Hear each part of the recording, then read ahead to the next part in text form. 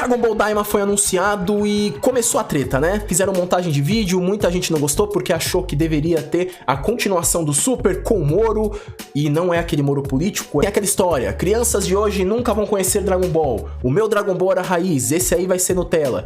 E assim, eu entendo porque a galera pensa isso, mas existe muito mais entre o céu e a terra que eu vou falar pra vocês. Eu tenho certeza que o argumento que eu vou mostrar aqui você não parou pra pensar, então presta atenção, de piromo. Bom dia, boa tarde, boa noite, ótima madrugada, como é que vocês estão, tranquilos? Bom, Dragon Ball Daima foi anunciado, mostraram um trailer, vocês viram, e começou a treta, né? Muita gente queria a continuação do Super, como eu já falei no início pra vocês, mas não vai rolar a continuação do Super. Pelo menos não por enquanto, né? Tem reclamação? Óbvio que tem. Faz sentido o pessoal reclamar? Óbvio que faz. Mas a gente pode entender um pouquinho mais dessa indústria por um outro ponto de vista pra saber o que tá rolando. E ó, vou mostrar pra vocês aqui uns argumentos que acho que vão fazer vocês pensarem na história. Então já chega nos comentários e coloca a opinião de vocês sobre o assunto baseado na resenha que a gente vai ter. Não esquece também de se inscrever no canal, porque olha o assunto que a gente aborda aqui, cara. Cultura nerd, pop, mas a gente traz informação pra caramba, tá? Merece sua inscrição. E não esquece de deixar o seu like e recomendar este conteúdo pra alguém que você conhece que gosta de Dragon Ball. Lembrando que continua o nosso acordo, tá? Comentou, coração na hora, tá? Chuva de coração pra todo mundo que fizer o comentário, então só bem. Quero deixar bem claro que tudo que eu vou falar aqui é a minha opinião, então por isso que eu já até convido vocês, convido de novo a deixar a opinião de vocês nos comentários, e óbvio, você pode concordar ou discordar baseado daquilo que você pensa, tá? Quero deixar claro que eu entendo todas as pessoas que ficam putas, que acham ruins e que ficam decepcionadas por não verem a continuação do Super, afinal, Dragon Ball é uma coisa que muita gente cresceu assistindo, né? Dragon Ball, Dragon Ball Z, Dragon Ball GT, as pessoas viram os filmes, então existe sim um apego emocional, existe uma memória afetiva. Claro, quando se fala em lançar uma coisa que é tão importante e querida pra galera, é claro que vai vir sim uma expectativa a mais, vai vir sim um sentimento, e quando isso não é correspondido a gente fica bastante triste. Mas é importante que a gente entenda que Dragon Ball não é nosso. Uma franquia gigantesca, Dragon Ball é incrível, Dragon Ball é Dragon Ball e ele vive sozinho, tá? Ele se mantém sozinho, principalmente hoje em 2023, com toda a história que ele construiu. Ou seja, base de fãs não precisa mais ser construída, ela precisa ser ampliada e mantida. A franquia de Dragon Ball, ela rende muita grana, e isso sem a necessidade de você necessariamente agradar os fãs mais antigos. Vamos lá, pra vocês entenderem o que rola entre o céu e a terra, eu vou indicar aqui que vocês assistam uma série da Netflix que se chama Brinquedos que Marcaram Época, né? E eu vou indicar que vocês assistam em especial o episódio que fala dos Power Rangers e que mostra a relação da Bandai com a Toei, como que funciona o trabalho da produtora de séries com a produtora de brinquedos, que se estende sim para a linha de Dragon Ball e para várias outras linhas, tá?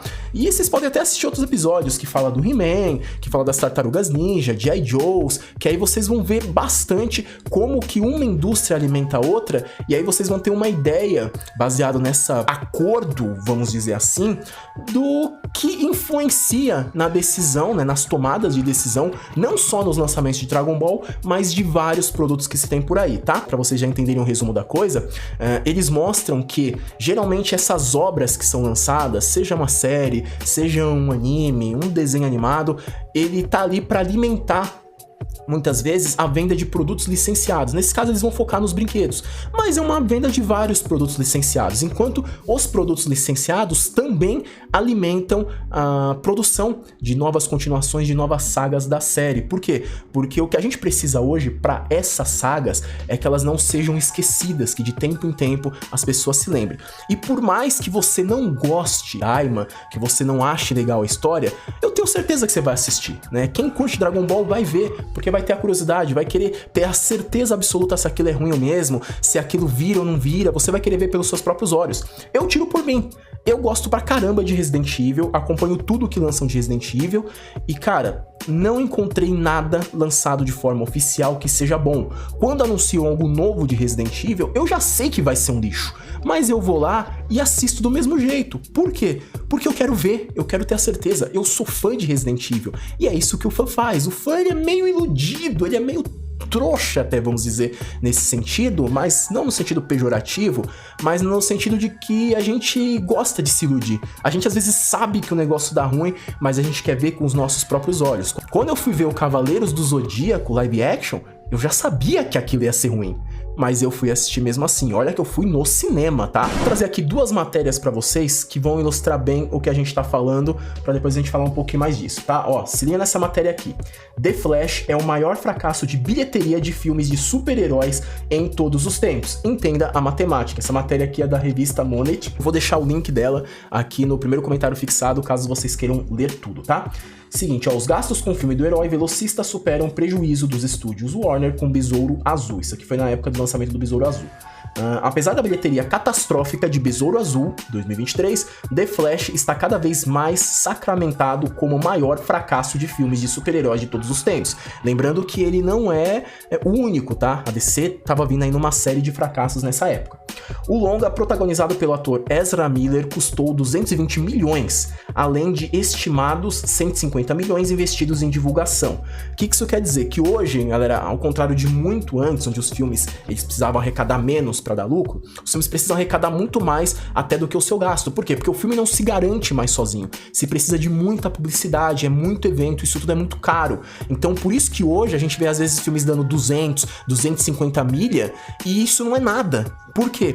Porque não são só os 200 milhões que foram gastos no orçamento do filme. Entra mais 100, mais 200 milhões que é de publicidade, que é de evento. A coisa acaba sendo muito mais cara que era antes, né? Isso estreia em 16 de junho, o filme acumulou apenas, entre aspas aqui, né? 268 milhões em vendas de ingresso ao redor do planeta. Olha só, 268 milhões, hein? É dinheiro. Segundo o site Hypebeast, somado outros gastos com o projeto e descontados os benefícios, olha o que eu falei pra vocês, de bilheteria destinados aos atores do elenco, o filme resultou em 200 milhões. Então olha só, 200 milhões de prejuízo pro estúdio Warner. Mas, sabendo de tudo isso, eu quero que vocês se atentem a essa segunda matéria aqui do ovicio.com, e diz o seguinte, ó, deixa eu baixar isso aqui. The Flash. Batman de Michael Keaton fez sucesso em vendas de brinquedos. A volta de Michael Keaton como Batman pode não ter sido suficiente para The Flash um sucesso de bilheteria, mas ainda teve, olha aqui, ó, até já tinha glifado, êxito comercialmente. Só que de outra forma. Segundo o Hollywood Reporter, as vendas de brinquedos do Batman de Keaton foram um sucesso, bem como a sua versão do Batmóvel, embora o veículo nem tenha entrado em ação em The Flash, ou seja, aquilo que nem apareceu no filme figurou como um sucesso de venda. Olha que loucura. O resultado foi comentado por Jordan, não vou falar o sobrenome desse cara aqui, porque eu vou errar, então vocês já podem ler aí por conta e risco, fundador do Hollywood Heroes, um site norte-americano de varejo de brinquedos, abre aspas. Quando você olha para os brinquedos de The Flash, o personagem do filme que vendeu mais que todo o resto foi o Batman e o Batmóvel. Fecha aspas. Mais uma aspasinhas aqui, tá? E é porque as pessoas têm essa conexão com Michael Keaton e a sua interpretação do Batman de 1989. Fecha aspas. Já que eles estão falando do longa chegar na HBO Max, mas já tá lá. Por que eu trouxe isso aqui pra vocês? Eu tô comentando isso aqui com vocês, rapaziada. Porque aqui está a prova do verdadeiro motivo de você colocar muitas franquias pra jogo, mesmo que a ideia às vezes não seja muito interessante. Por quê? Porque os licenciados para a marca valem a pena. Porque às vezes você pensa assim, porra, o cara tem um direito autoral de um personagem tão grande como Flash, pra que ele fica cedendo pra fazer essas coisas que não vão dar certo, né? Pra que ceder direitos de CDZ pra fazer aquele filme que tava na cara que ia dar errado? E tá aí. Tá aí o fato de você ceder direitos, porque muitas vezes essa notícia, mesmo que negativa, lembra aquela história do fale bem ou fale mal, mas fale de mim? Em 2023, ela funciona muito, né? Pensa que na era dos algoritmos, você dar dislike e comentário negativo em um vídeo faz com que esse vídeo seja mais recomendado pelas plataformas, né? Faz com que mais pessoas vejam aquilo, busquem aquilo. O fato de você lançar um Cavaleiro do Zodíaco que é tenebroso, né, e que é horrível como filme, faz sim com que muitas pessoas se voltem para os produtos clássicos, se voltem para a série clássica, para assistir o anime, para ver os filmes clássicos, para relembrar o que era bom. O fato de você jogar um Dragon Ball Daima, que muitas vezes pode sim dar errado, eu não boto nenhum hype nesse desenho, mas pode ser estranho, pode afastar as pessoas, pode fazer com que muita gente queira revisitar, por exemplo, Dragon Ball, que é uma série com a qual as pessoas têm memória afetiva. Por quê? Porque é a fanbase que mantém a obra viva. Muita gente aqui vai falar, ah, mas é público novo, as pessoas querem público novo e tal. E realmente, toda empresa quer público novo. Mas a fanbase é o que mantém a obra viva e muitas vezes em cima dos licenciados. Akira Toriyama é um cara que tira muita grana com Dragon Ball e Dragon Ball produz muita grana. Pra vocês terem uma ideia, isso é fato, tá?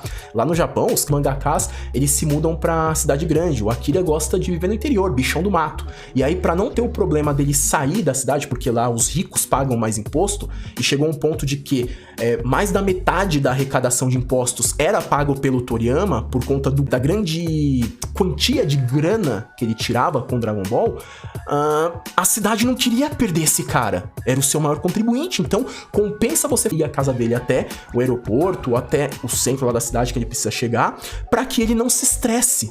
Né? Isso tudo é prova do poder de uma obra e do tamanho de Dragon Ball. A gente não precisa falar de Dragon Ball. Dragon Ball não precisa de defesa, é uma obra que fala por si só. É maior do que eu, do que você, do que todo mundo. Então, vale a pena você mexer dessa forma. Por quê? Porque nessa mexida você aviva a memória de Dragon Ball. Nessa mexida você pode, assim como no Flash, não trazer algo novo para as pessoas que seja admirado pelo que está sendo mostrado agora, mas você pode acessar memórias afetivas, como foi acessada a do Michael Keaton, e levar as pessoas a consumirem algo que já estava aí.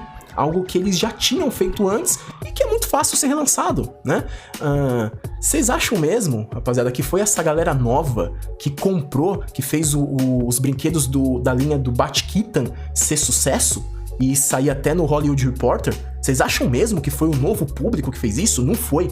Foi fanbase.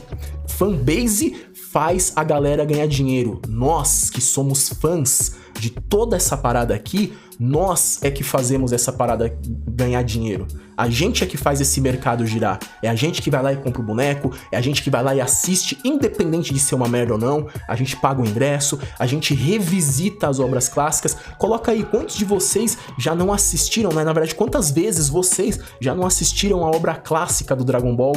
Quantas vezes vocês já não reassistiram uma batalha clássica de Dragon Ball que vocês gostam, né? Isso é clássico. Então, essa coisa de trazer de volta algo que não parece tão interessante faz parte da estratégia da empresa, que é muito mais para manter viva a memória e a conexão afetiva com o público do que realmente trazer algo novo para as pessoas assistirem. Por quê? Porque a continuação do Super e da saga Moro, eles podem lançar a hora que eles quiserem e as pessoas vão estar lá para assistirem. Você não vê que produto de Dragon Ball sai a rodo? Então, tudo que eles precisam é que vocês lembrem de Dragon Ball e continuem consumindo. Como que você tá na expectativa de ver o Dragon Ball Daima e qual que é a sua ideia a respeito disso? Fez sentido o que eu falei aqui? Coloca aí nos comentários que eu quero saber a opinião de vocês. Quero saber a opinião de vocês, expectativa a respeito do Daima e o que vocês acham que vai acontecer. Vocês acham que vai ser sucesso ou vai ser flop?